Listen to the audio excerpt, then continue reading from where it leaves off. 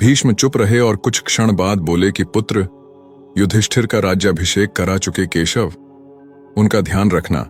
परिवार के बुजुर्गों से रिक्त हो चुके राजप्रसाद में उन्हें अब सबसे अधिक तुम्हारी ही आवश्यकता है। कृष्ण भगवान चुप रहे। भीष्म पितामह ने पुनः कहा कि कुछ पूछूं केशव, बड़े अच्छे समय से आए हो।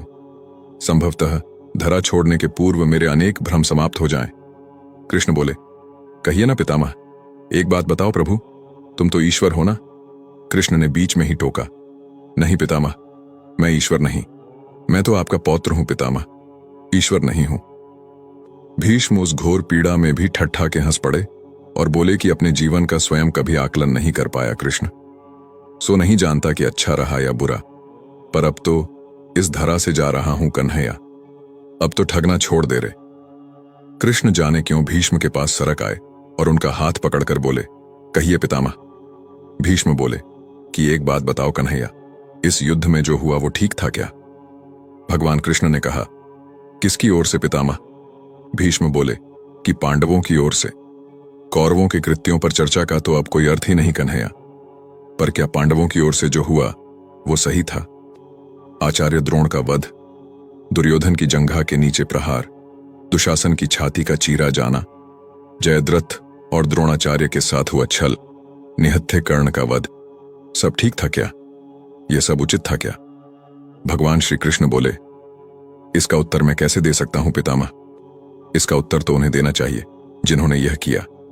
उत्तर दें दुर्योधन, दुशासन का वध करने वाले भीम, उत्तर दें कर्ण और जयद्रथ का वध करने वाले अर्जुन। मैं तो इस युद्ध में कहीं था ही नहीं पितामह। पितामह बोले कि अभी भी छलना नहीं छोड़ोगे कृष्ण?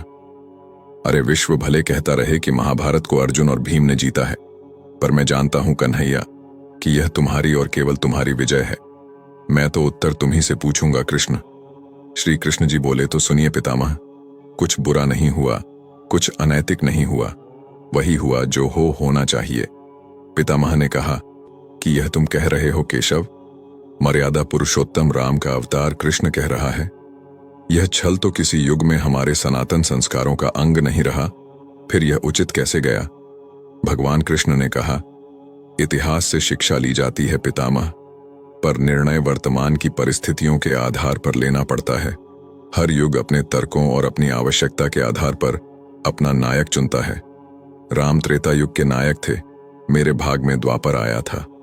हम दोनों का निर्णय एक सा नहीं हो सकता पितामह। पितामह बोले, नहीं समझ पाया कृष्ण, तनिक समझाओ तो। श्री कृष्ण जी बोले, राम और कृष्ण की परिस्थितियों में बहुत अंतर है पितामह। राम के युग में खलनायक भी रावण जैसा शिव भक्त होता था। तब रावण जैसी नकारात्मक शक्ति के परिवार में भी विभीषण, मंदोदरी, माल्यवान जैसे संत हुआ करते थे। तब बाली जैसे खलनायक के परिवार में भी तारा जैसी विदुषी स्त्रियां और अंगद जैसे सज्जन पुत्र होते थे। उस युग में खलनायक भी धर्म का ज्ञान रखता था, इसीलिए राम ने उनके साथ कहीं छल नहीं किया। किंतु मेरे युग के भाग में कंस, जरासंध, दुर्योधन, दुशासन, शकुनी, जयद्रथ जैसे घोर पापी आए हैं। उनकी समाप्ति के लिए हर छल उचित है पितामह।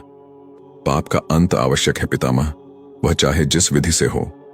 पितामह बोले, तो क्या तुम्हारे इन निर्णयों से गलत परंपराएं नहीं प्रारंभ होंगी केशव? क्या भविष्य तुम्हारे इन छल्लों का अनुसरण नहीं करेगा, और यदि करेगा तो क्या यह उचित होगा?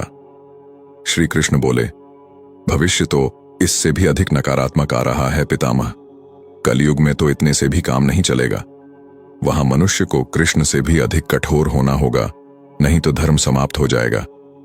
जब क्रूर और अनैतिक शक्तियां सत्य एवं धर्म का समूल नाश करने के लिए आक्रमण कर रही हों, तो नैतिकता अर्थहीन हो जाती है पितामह। तब महत्वपूर्ण होती है धर्म की विजय, केवल धर्म की विजय। भविष्य को यह सीखना ही होगा पितामह। पितामह बोले, क्या धर्म का भी नाश हो सकता है केशव? और यदि धर्म का नाश होना ही है, तो क्या मनुष्य इसे रोक सकता है? सब कुछ ईश्वर के भरोसे छोड़कर बैठना मूर्खता होती है पितामह। जय श्री राम। हर हर महादेव।